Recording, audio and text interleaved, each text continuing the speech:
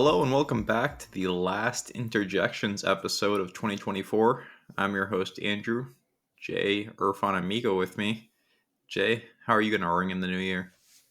I'm not entirely sure. Like I mentioned, the previous episode kind of came down with a bad case of man flu, which still hasn't subsided. You can probably tell from my voice, so it'll be a low-key one. Just, I feel a chirpy's pain once you hit 35. It's just like these injuries just don't stop coming and take longer to recover from. So yeah, this holiday season's been a little bit of a write-off for me, unfortunately, but whatever. Looking looking forward to getting back to the office, reconnecting, re-synergizing, circling back with all my teammates, and just what a time to be alive in corporate Australia. I didn't even know corporate Australia existed until I met you.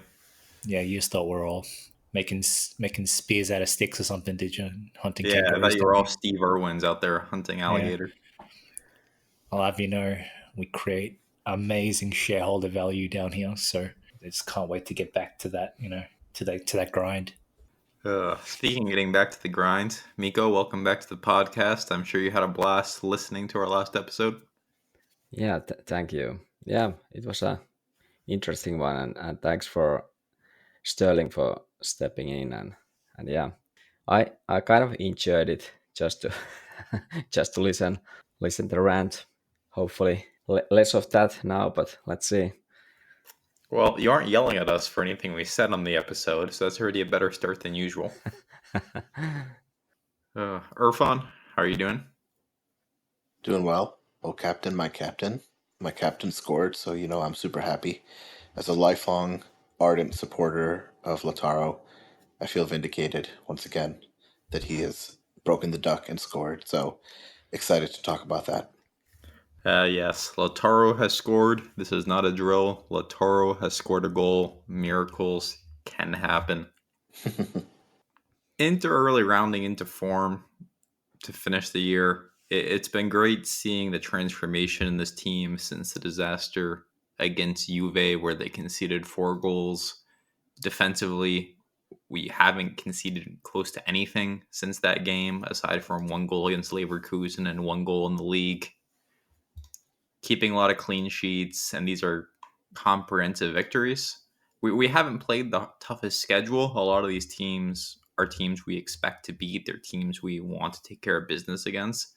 But it's the teams you're going to need to win if you want to win a Scudetto. So the 3-0 yesterday over Cagliari kind of falls into that category. And as I was sitting there yesterday thinking about how to frame this match, it really feels similar to Como in that you have this sleepy first half where you're not quite sharp enough. You miss a few chances you probably should have converted. The other team doesn't have many great chances. I think I had Kyrie having 1 good chance during the course of the first half that Dumfries was able to clear. And okay, you go into halftime, and once again, just before the doubt seeps in, you get a goal. Barella had just 2 fantastic assists in that second half yesterday, and you take care of business. And we do it in a professional way where that match never felt in doubt. You do it in a way where you walk away with the 3 points and leaving really no questions to be asked. Of course, the big story Irfan already hit on, which is Lautaro finally broke his duck. He did not play well yesterday, I'll say. There were multiple chances he flubbed in the first half, where it's like, oh boy, it's going to be another one of those days. He basically had a goal line clearance for Kyrie, and then he had a header that he missed. But he gets the goal, and maybe he'll turn a page now. So the 2 big things I want to highlight from this match are just another effective defensive performance. We're making this work without Pavard, without Acerbi, who going into the season, I think we all thought Acerbi was the best fit for this central center back role. But De Vrij has been excellent, and as a result, this team has been excellent defensively. Like I said, we haven't really conceded anything since the game against Juve, where we let 4 past us. And another professional performance where when you get some luck in that Lazio ties Atalanta, the table is looking a lot prettier. So only good vibes to end the season with. Everything's looking up. Irfan, you already touched on Lautaro, so I'll let you lead off here today. What do you think of his performance overall? Were you upset with the missed chances, or are you just sort of like, hey, he scored a goal, let's move past this, and maybe this is the start of something new? Yeah, I think you summed it up pretty well. I think he took the goal well, but it was really served to him on a silver platter by Barella. I thought he missed a lot of really good chances, but he did feel a lot more involved in the gameplay than I think he has been recently. I mean, that used to be one pretty standard thing about him. He was always involved, finding himself in good positions, and helping us in our attacking phase. And it seemed like he had fallen off a little bit of that in certain matches over the course of the last kind of 2 months. So it was nice to see him like involved. But again, like there's so many times where he finds himself in positions, and you would expect a star striker, you would expect a, a premier forward to like put away that chance or to create something, and he's still way too, in my opinion, passive, depending on that perfect assist to come in for him to like tap in a goal. And that's kind of what happened in this case. So, look, I do give him credit because he finished the chance, but I mean, I don't feel great after this performance. I don't feel like he's turned a corner or he's back to his form. I give him credit for the goal, but I kind of give Barella a lot more credit for that goal than I do Lautaro. So I'm glad he scored, but I still need to see a lot more from him before I feel confident that he's kind of back in form, if that makes sense. But overall, you're right. The team played really well. Professional is a great way to put it, much better than the KG that we usually go with. But I feel like even this performance in the first half was very frustrating. If you're an Inter fan, you're watching that first half, you're like, what is going on here? But at least the team never really gave Cagliari much of anything, which I think helped kind of, calm a lot of nerves throughout the match. And then, in the second half, we kind of put our foot on the gas and we delivered a pretty good performance, thanks in part to Barella. So I think it was a good win, a necessary win. Cagliari is one of those teams that I think can randomly give us a hard time. So it was good that we were able to take care of business and end the new year strongly. What Irfan means to say is, I finally realized that Lautaro was just a glorified poacher all along, and there's no way back now.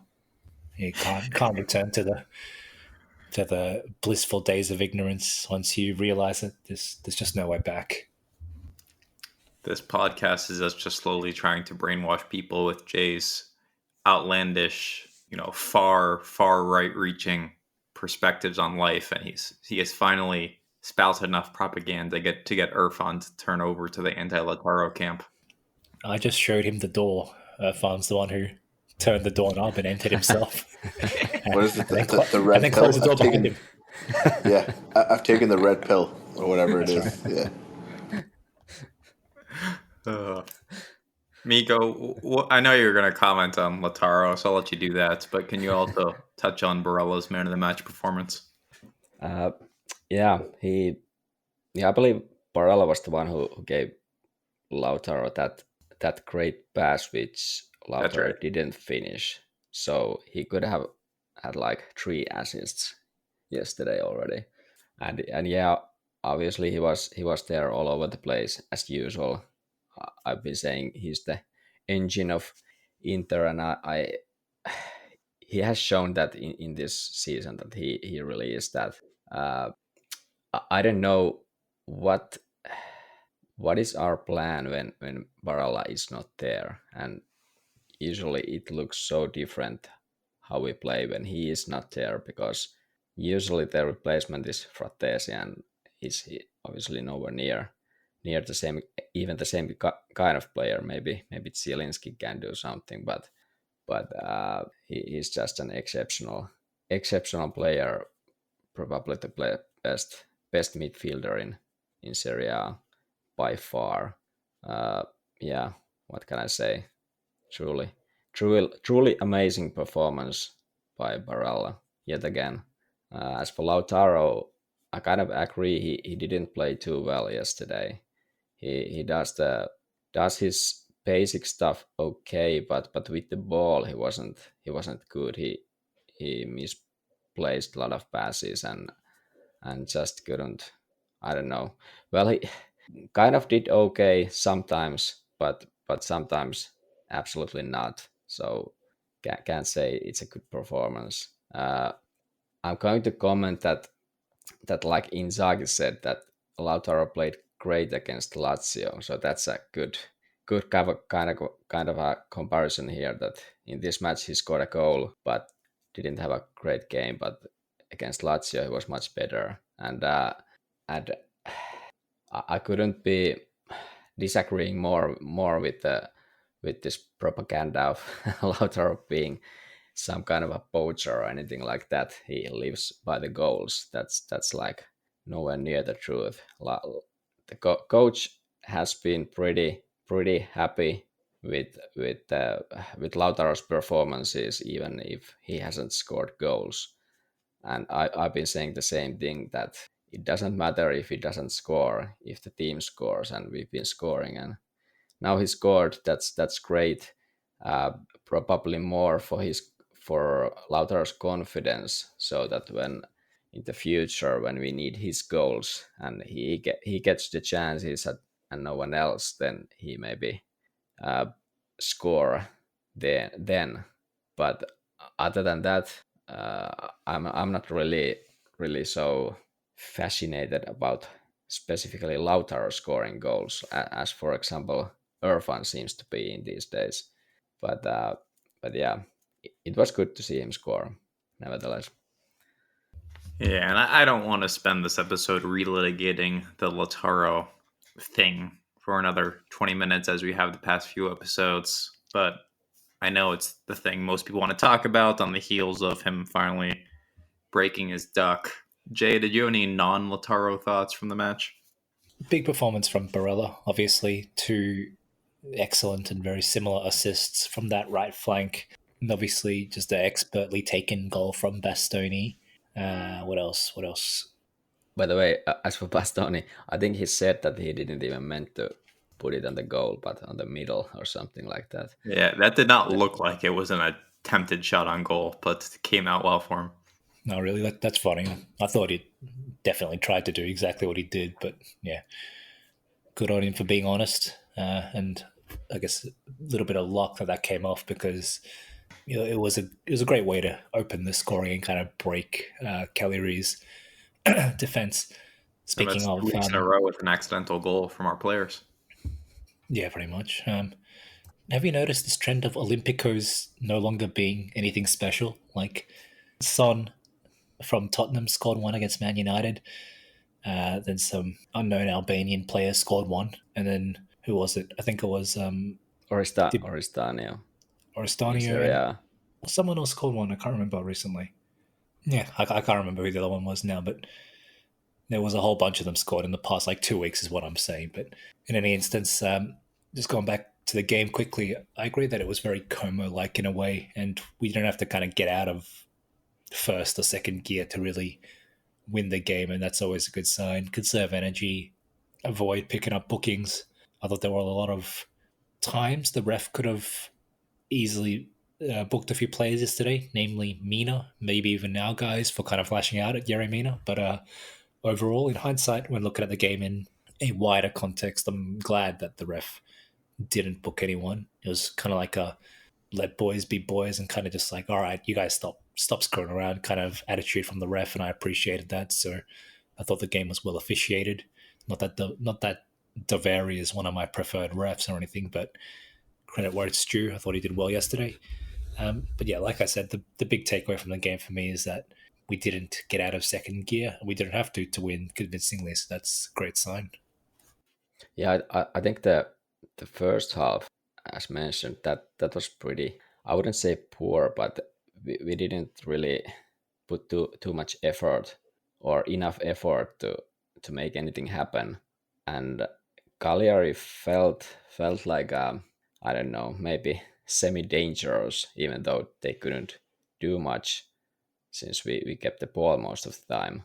But it was nice to get the Bastoni goal pretty early to kind of settle the situation, so that we don't have to chase for the goal too much, so that the pressure wouldn't go up, and it's like a final match before the new year, and we are traveling to Saudi Arabia next, and probably half of the players might be thinking about the trip already. So it was good to see we were able to get the goal early in the second half, because was it the Sommer save, or how Sommer catch the 1-on-1 against, was it big goalie? The Who penalty was it? shout. Yeah.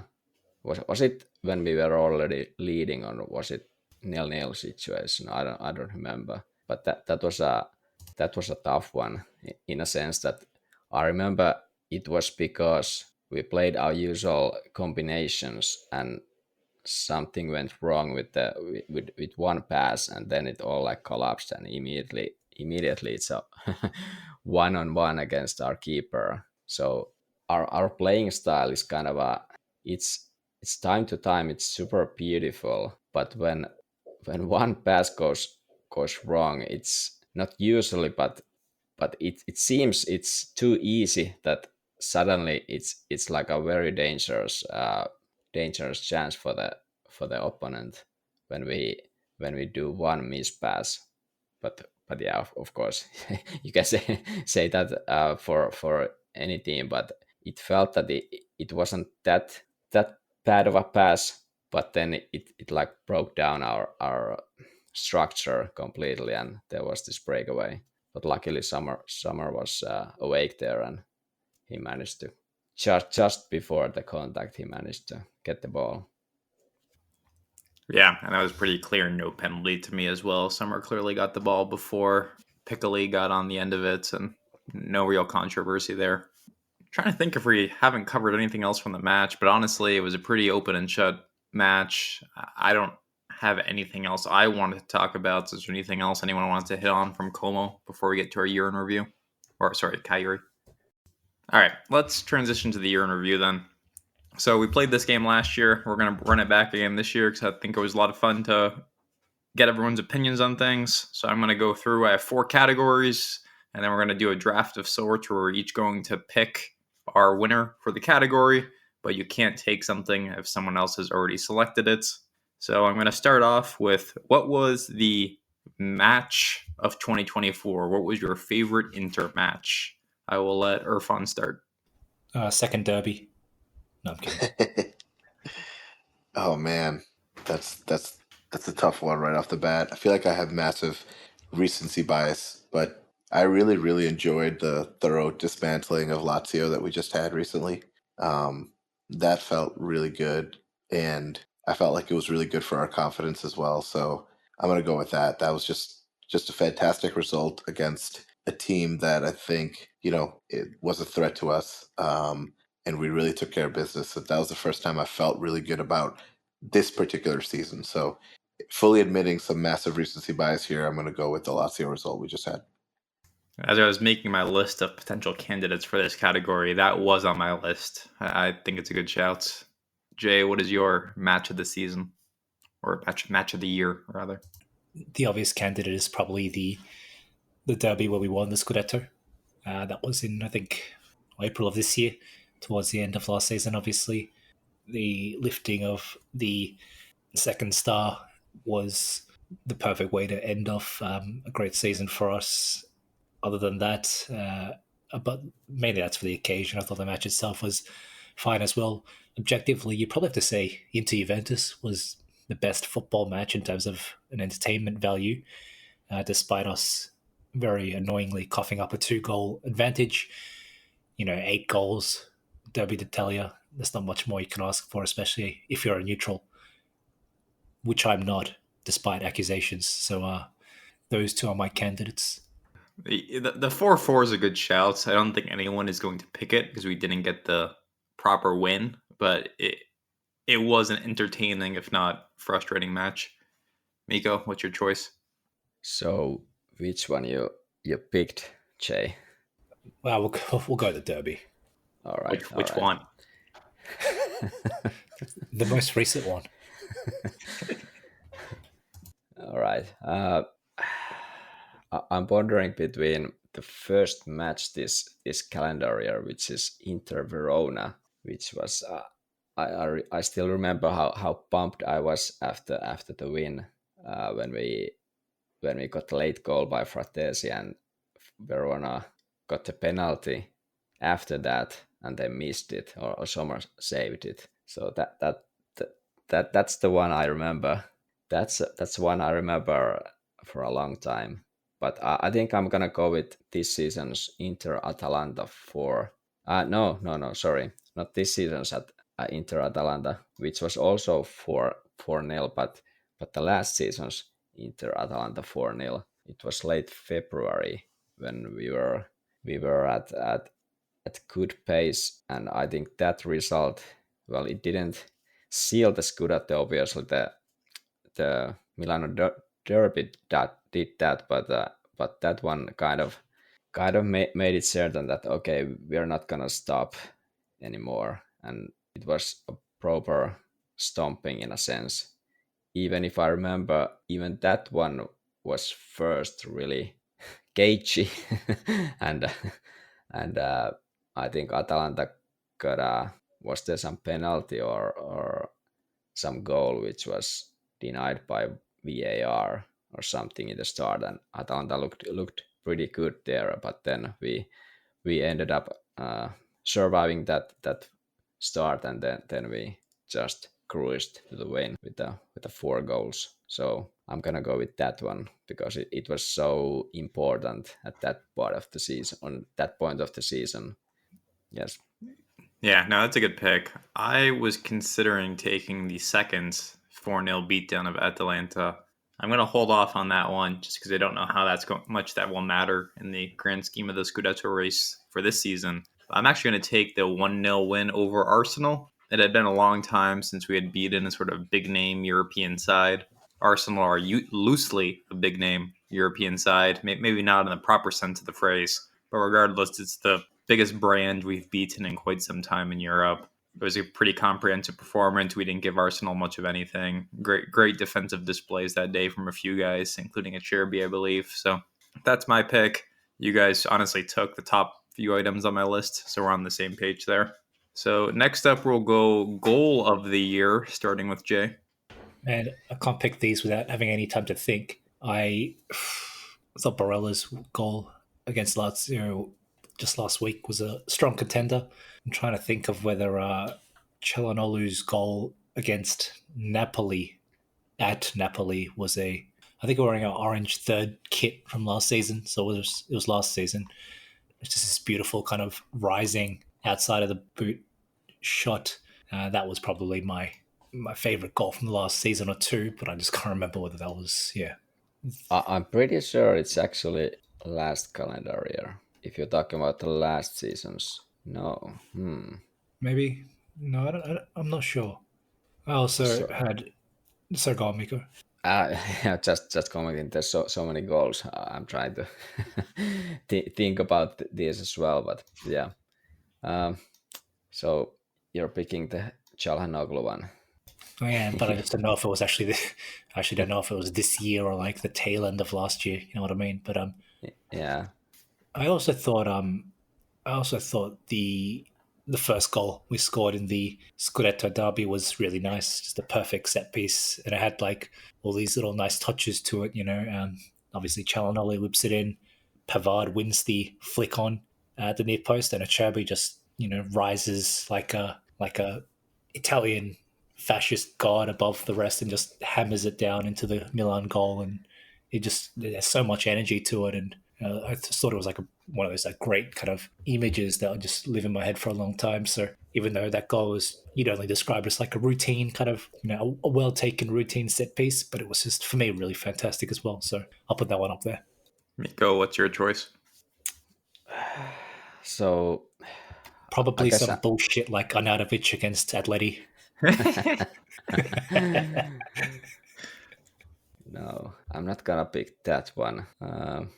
Yeah, it's tough. It's tough to remember the goals from early because of your old age. Year. Yeah, definitely. But now I remember. So I'm gonna pick Lautaro's goal against Atalanta in that same match I just picked. So that was a nice left footer outside the box. So I'm gonna go with that one. I'll leave Barella for someone else. We already Confirming know. confirming the Chalanoglu goal that I was talking about was indeed 2023. So disqualified from the conversation, but All right. So what was your ultimate pick, Jay? Acerbi against Milan in the Scudetto derby. Okay. I'm going to take Thuram against Roma. Thuram has had a lot of nice goals this year, but that was a wild game. It was in the rain. I think we were down at halftime because Roma rather, scored some like ridiculous El Shaarawy post goal. And then right out of the half, Thuram came back and scored a goal, like leaping in at midair, elevated foot. It was a pretty sweet goal. So that's my pick. I already know what. You Go ahead. drongo. That was an Angelino own goal anyway.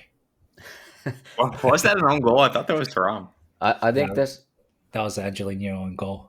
If it's the one I'm thinking of. I was looking at. There's one Thuram goal and then Angelino own goal. So yeah, the Thuram goal was from the near post on the other side. Dumfries or Damian puts a low ball in, and then Thuram pokes it in at the near post. Okay, well, in that case, I will take Buchanan's debut goal in Serie A, making him the first Canadian to score in Serie A history. That was gonna be mine. That was a really nice goal. Like he took the ball at like the halfway line. Look, of all the Mohamed Salah, Arjen Robben-esque goals where someone cuts in from the flank and then curls one to the far post, that was the worst one of those I've ever seen. But the best. Yeah. It was a big moment for my people. So I have to go with it. Man, you took mine, which then de facto forces me to choose Aslani's goal. So it was a cross. Yeah, stop. That brilliantly taken goal right off of the corner. Just so difficult to execute. So few players have the technique to be able to pull that off, and to see my boy Aslani do that in a premier match was just perfection. It was the best cross I've seen this year. So incredibly, Barella's goal didn't make the top 4. There's something, I don't know. Yeah, the one against Lazio. Yeah. Yeah. No, I mean I'll pick that. In all seriousness, that goal was incredible. I just didn't want to pick two things from the Lazio match since I picked that one as my favorite match of the year. But if we need an official, I'm sticking with Aslani. All right, Miko, give me your transfer of the calendar year. Transfer. How many transfer did we even have? These are the categories we used last year. I did not rethink a new category, so this is what we're stuck with. We're gonna have a hard time coming up with 4 unique ones for this one. I can only think of 3. I'm gonna pick. I'm gonna pick Luka Topalovic for the Primavera.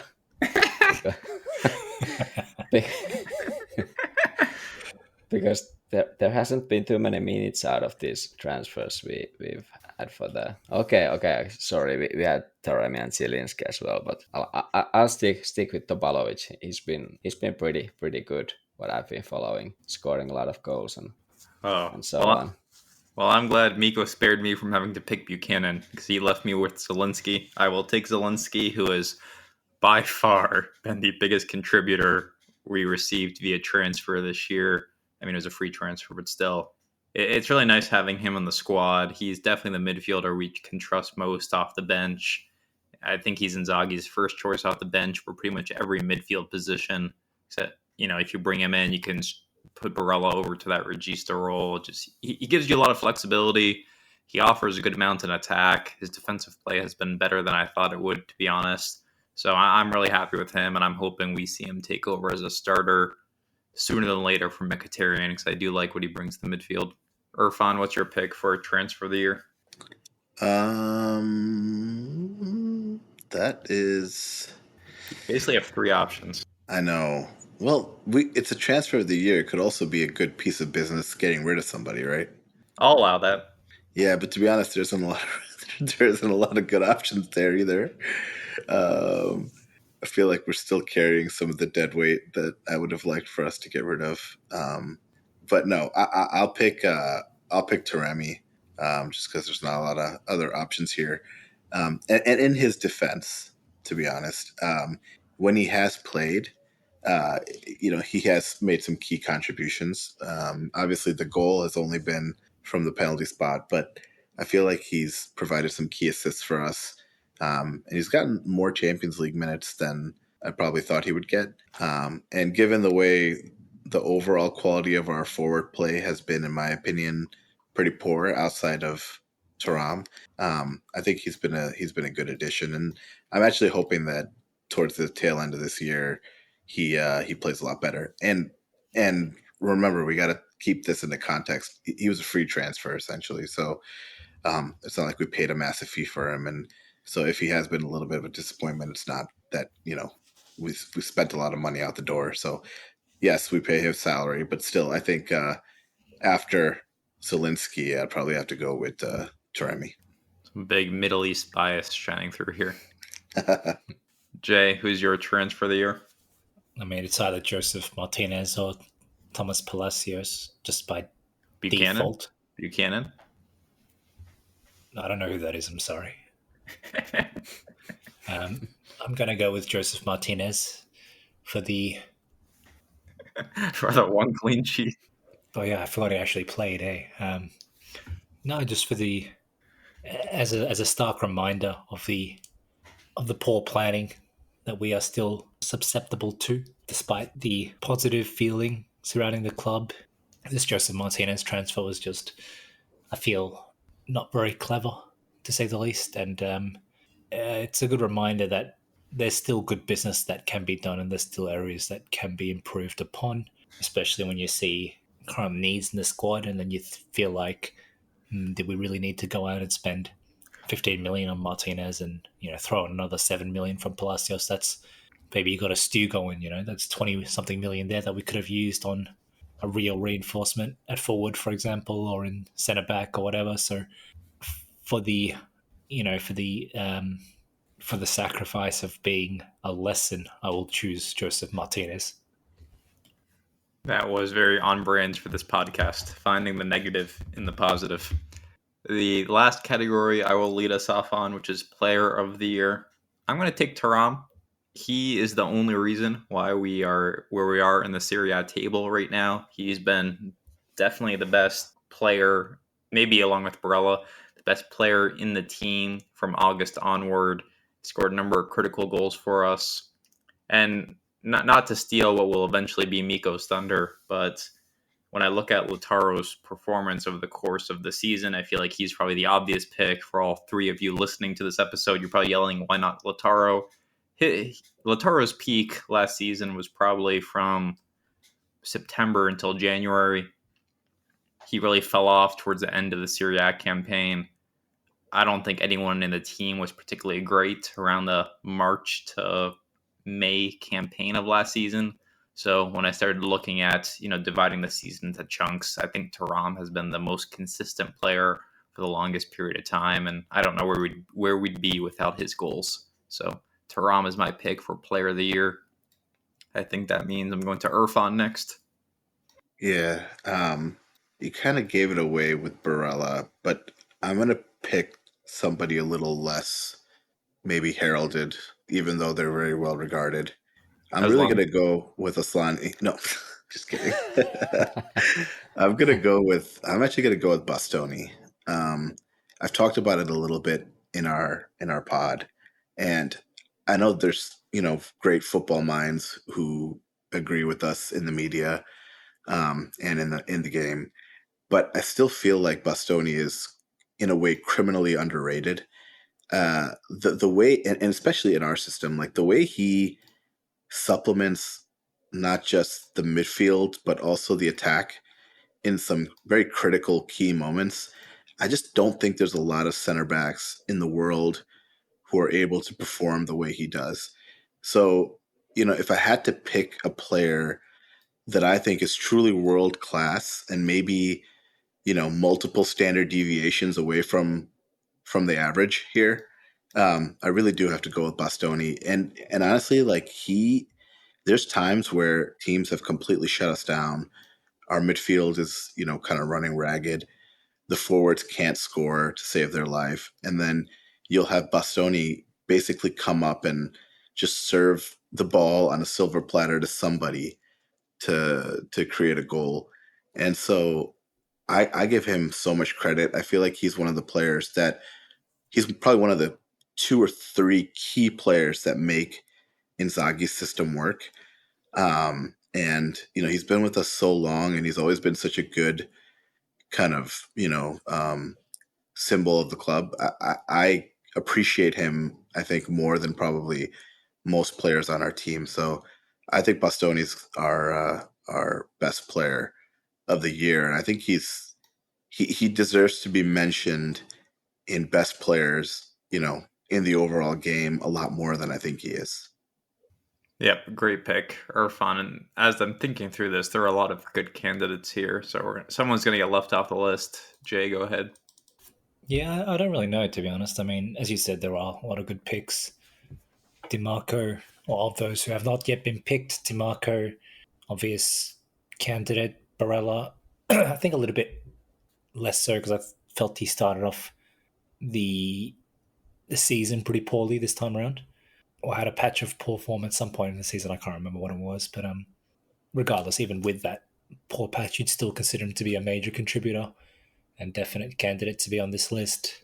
And then you've got people like there's the centre backs. I feel like have taken turns to be quite reliable. I'm tempted to go with someone like Bisek just because I've really enjoyed his development, and he's a player that I'm genuinely excited about seeing develop. Unfortunately, somewhat at Pavard's expense, but it is what it is. I kind of want to give it to Dumfries though, because I just really like his improvement since he signed a new contract, which is not that long ago. But I feel like in the recent, or at least in this season, he's been one of our better performers. I mean, I know that this is a 2024 calendar year kind of thing, and there were times that Darmian was preferred to him, but I feel like I'm going to go with Dumfries just because, like I said, I've spoken about his improvement several times in the last 6 months. And I mean, look, it's not like you develop technique in the span of 6 months, especially at like 28 years old or however old he is. So it's more of a mental thing, in my opinion. The fact that he's more willing to go for these kind of looping, diagonal balls, aerial balls, rather than just the kind of safe sprint to the overlap and cut it back low kind of thing. So there's definitely been an attitude shift with him. And the fact that he's now more adventurous and willing to try these swerving, dipping aerial crosses and first time crosses and stuff is just really refreshing to see. Like I mentioned, it brings a lot to our game, brings a lot to his game as an individual. He's always carried that kind of Dumfries indignance, he's well known for, that kind of frown that he always has. On top of that, he scored some big goals this season. So yeah, for me, I'm glad Dumfries. Just I've enjoyed his kind of his redemption arc this season or this year. Miko, finish this off for us. All right. Can't go with Lautaro, even if all of you would expect that. He, as mentioned many times, he hasn't had a great this season, but the end of last season wasn't great either. He wasn't scoring too much. So, and anyway, I've left with all of our primary midfield trio there. So it's actually pretty hard for me to pick who's the one. Maybe I'm gonna go with I don't know. That's a tough one. All of the three are kind of, or have been, to me they've been super good throughout the calendar year. But I guess I'm gonna go with Calhanoglu just because his kind of importance there when he's there and when he's not there. And you can read this as a dig against Aslani or not, but that's That's how I read it. that's the case nevertheless. When he's there, we are up there at the top of the football world in my mind. But kind of same could be said about Parella, but I'm gonna go with Çalhanoğlu. He scores the penalties well almost perfectly, and he had a few assists as well. I think I counted like was there like 12 goals in the calendar year by Çalhanoğlu. So I'm gonna go with him. Yeah, that's a good choice, and I think fans sometimes underrate how important it is, how good he is at penalties, because we had Lukaku who pretty much knocked in every penalty he took, but whenever Çalhanoğlu's not on the pitch and we get a penalty, there's this just deep and despair that I think every fan feels because we have no idea who's going to take the he is with penalties as well.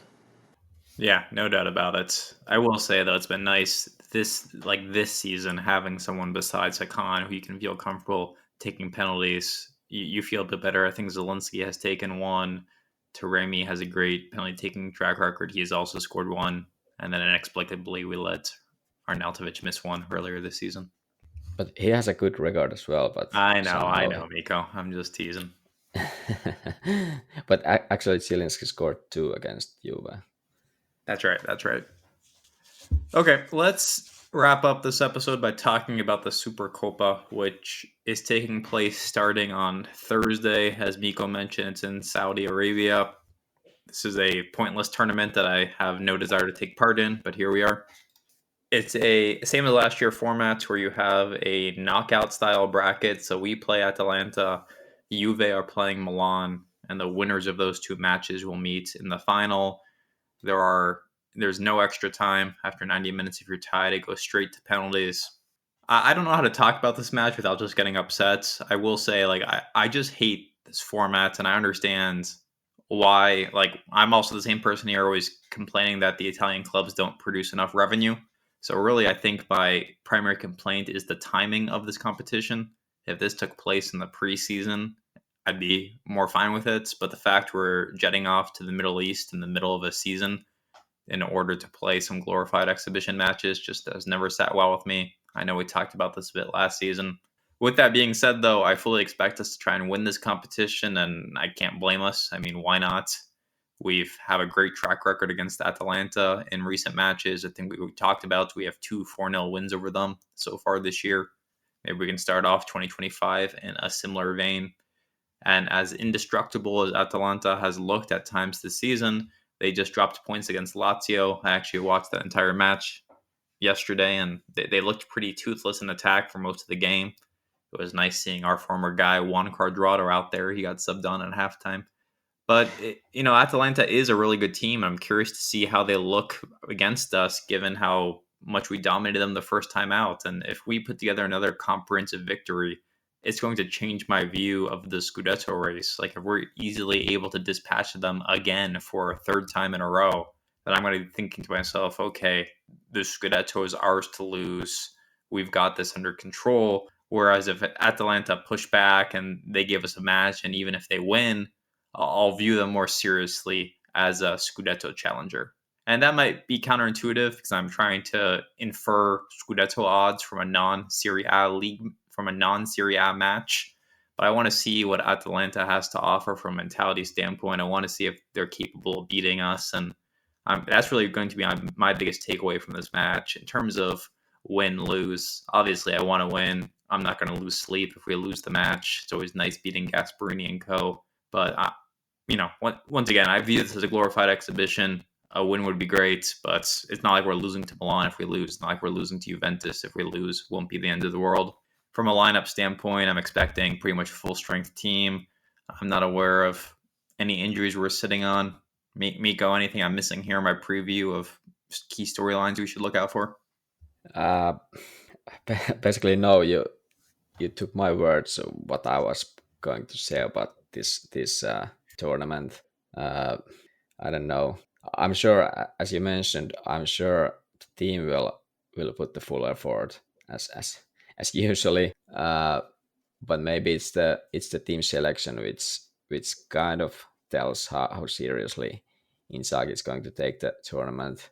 But as you mentioned, I'm pretty positive he's going to pick the same lineup as he did against Cagliari, which was basically the best one possible. So I don't know what's the situation with Acerbi and Pavard. I believe Inzaghi, or not Inzaghi, but there's mentions in the media that they would be traveling with the team. So maybe they are closing the point when they can return to the team. But it would be, I don't know. It's kind of hard to see them play in this tournament apart from maybe some substitution role in a certain situation. I don't know. Hard to see them starting any match since they don't have any match fitness. Even though you could think that this is a perfect place to do that for the more important matches, but let's see how it's gonna go. If we lose against Atalanta, we still have to play a third place match, or do we get to go home? There is no third place match, so I believe we're going to go home. But okay, then we should lose. But- I've never lose, go home. But the interesting thing is I think it's not scheduled that we play next weekend the Serie A, even if we Yeah, go I saw out. that. Yeah. So we're going to be like, I don't know when we're gonna play that match. Is it like scheduled already? Because if it's not, Yeah, it's already then scheduled. we will be like till February when we are like -2 games against Napoli, because we already have the Fiorentina match to be played, or the rest of it. So that's, I don't know, that's not like optimal. No, all 4 teams already have this built into the schedule. All right. So what match is it? I do not remember, but I know they already have it worked out, so it's going to be a midweek fixture later in the season. Okay.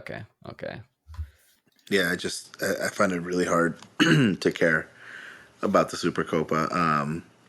Like I said, if we could, obviously I don't want to lose, because you never want to lose, and then mentality-wise, you don't want to lose to anybody. Definitely not. Honestly, if we could, go in with a draw and lose on penalties, and then get to like not play again, I don't think that's the end of the world. And I'm not saying that from I don't want championships and I don't want trophies and I'm accepting losing mentality. I'm saying that just because the fixture list is getting pretty tight, and if you had to sacrifice one thing to kind of retain competitiveness on the others, this would be the one that I would most willingly sacrifice. But like you guys said, I think Inzaghi's going to put the starting first team out there, and as long as they just do what they do, I suspect that we'll be able to pull out a good result against Atalanta. I don't think we'll actually lose. We might not win 4-0, but I don't think we'll lose. Jay, what's your approach for this match?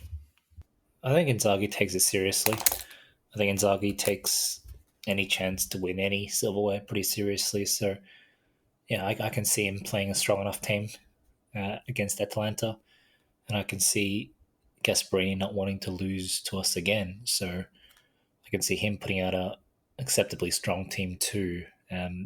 I think Inzaghi will put a strong enough team out there, which in turn will inform my expectation as a win. So expecting us to get through Atalanta, and then who's in the final? Juventus, Milan. I think we win the whole thing if we're making the effort to go there and to win another trophy, or to compete for another trophy. Let's just fucking win it. Yeah, this is, I think this quarterfinal, or this first match, is kind of a moral final, if you will, since the other one, if we get to the final, they are not even top 5 in the league. These 2 other minor teams. So Well done. I like that. yeah, it's like top 2 against, like, I don't know, mid-table teams. The The other pretenders. one, so yeah. Flawed pretenders. Even if they have a Ballon d'Or nominee, supposedly, in Pulisic, whatever. All right. What?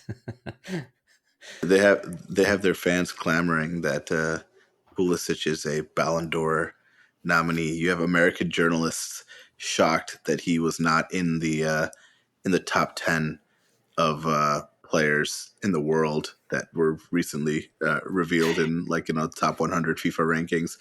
You had like Alexi Lalas over here, just shocked that he wasn't in the top 10 because he's the best player in Serie A. So yeah, that just tells you the level of delusion, not just among Americans, but among Milan fans. Yeah, it's crazy that the Serie A MVP is on like the 8th place team in the league. You don't see that very often. Now, in all seriousness, Pulisic is hurt right now, right? He's probably going to miss these matches, I'd imagine. I think that's right. Yeah. All right. Well, we can give some predictions for you have to, if you're going to give a prediction, you have to give it for the entire tournament. So, Miko, explain to me how this tournament's going to go down. All right. So okay. I guess I'm gonna go with Inter is gonna win. Is it like a third in a row or fourth this time already? I don't even remember. But yeah, we're gonna win Atalanta. It's a tough match, and we're gonna win on penalties, and then maybe Juve. I don't know. They're so weak. Maybe Juve manages to beat Pulisic less Milan, and then we beat them like 1-0 in the final. Miko or Irfan, go ahead. I'm gonna go with a nice 2-0 win against Atalanta. Let me get goals from thuram and DeMarco. And then in the final, we will face Juventus. And I think we'll have a 2-1 win there as well, with goals from Barella and Hakan. Notice how no one thinks Lautaro is going to score. Go ahead, Jay.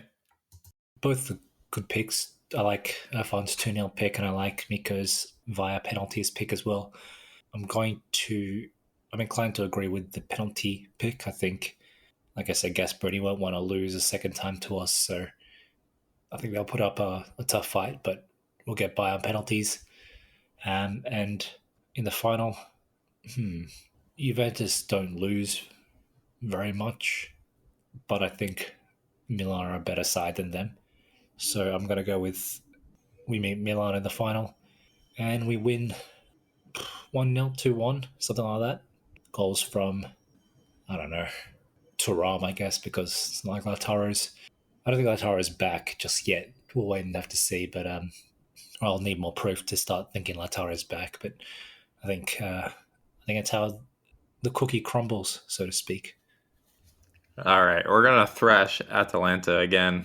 Inzaghi has Gasperini figured out. It's going to finish 2-0 with goals from Hakan and Dumfries. In the absolute travesty of an other match, Milan and Juve are going to tie 0-0 before Milan are victorious on penalties, courtesy of Magnan coming up clutch. Then we'll get a derby in the final. We're going to beat Milan 2-1 with goals from Lautaro, because he loves to score against Milan, and Barella. So 4 predictions, 4 Inter Supercoppa victories, reasons for optimism to end the year.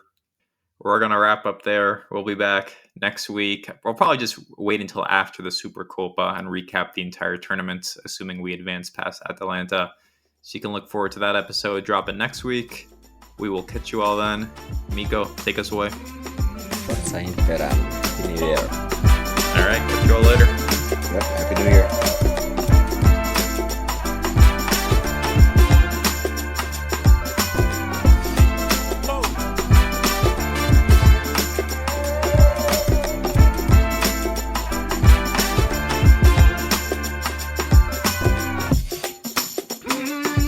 Come on.